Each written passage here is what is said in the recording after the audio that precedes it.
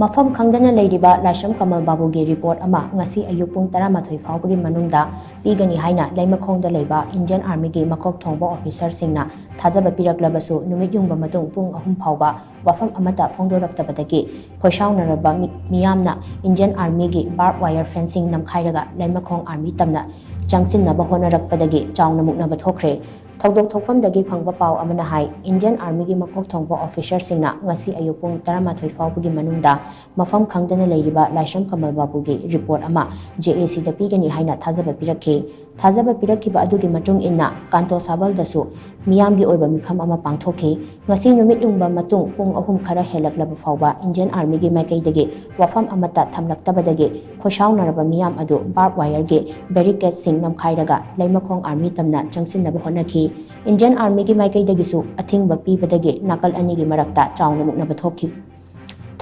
ꯍꯧꯖꯤꯛꯇ ꯐꯪꯕ ꯄꯥꯎ ꯑꯃꯒꯤ ꯃꯇꯨꯡ ꯏꯟꯅ ꯉꯁꯤ ꯅꯨꯃꯤꯗꯥꯡꯋꯥꯏꯔꯝ ꯄꯨꯡ 4:10 ꯇꯥꯕ ꯑꯗꯨꯋꯥꯏꯗ ꯏꯟꯗꯤꯌꯟ ꯑꯥꯔꯃꯤꯒꯤ 57 ꯃꯥꯎꯟꯇꯦꯟ ꯗꯤꯕꯤꯖꯟꯒꯤ ꯑꯣꯐꯤꯁꯔꯁꯤꯡꯒ ꯋꯥꯔꯤ ꯁꯥꯅꯔꯨꯅꯕ ꯅꯨꯄꯤ ꯃꯤꯍꯨꯠ 4 ꯑꯃꯗꯤ ꯅꯨꯄꯥ ꯃꯤꯍꯨꯠ 2 ꯄꯨꯟꯅ ꯃꯤꯍꯨꯠ 3ꯅ ꯁꯥꯕ ꯇꯤꯝ ꯑꯃ ꯑꯥꯔꯃꯤꯒꯤ ꯀꯦꯝꯞꯇ ꯆꯪꯈ꯭ꯔꯦ꯫ ꯇꯤꯝ ꯑꯗꯨꯗ ꯅꯨꯄꯤ ꯄꯨꯂꯤꯁ ꯄꯔꯁꯅꯦꯜ ꯑꯃꯁꯨ ꯂꯣꯏꯅꯈꯤ ꯍꯥꯏꯔꯤ꯫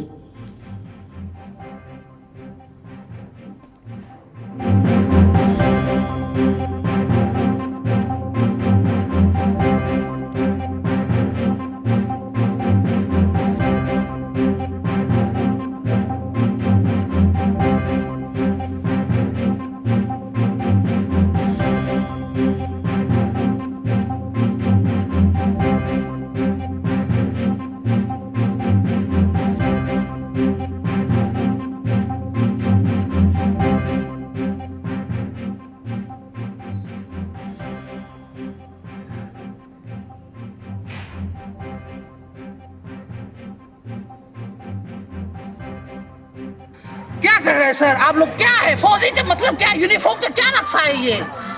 एक प्रजा को देखभाल करके वापस जिंदा नहीं दे पा रहे तो क्या करना है आपको यूनिफॉर्म पहनकर? शर्म की बात है सर, बहुत शर्म की बात है।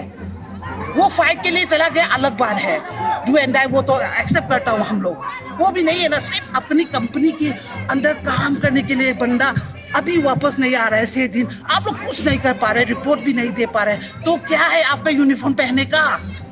कैसे देश का रक्षा करता है बताइए सर? आप सुबह से रात तक के अंदर तो एक बार कम से कम आपका फैमिली से कांटेक्ट तो किया होगा। ये 6 दिन से नहीं कर रहा है, कम से कम 5 मिनट तक तो किया होगा। हम सुरक्षा में दिखता है बोला होगा फैमिली में, तो उस लड़की का क्या, ये इसका क्या कसूर है बताओ?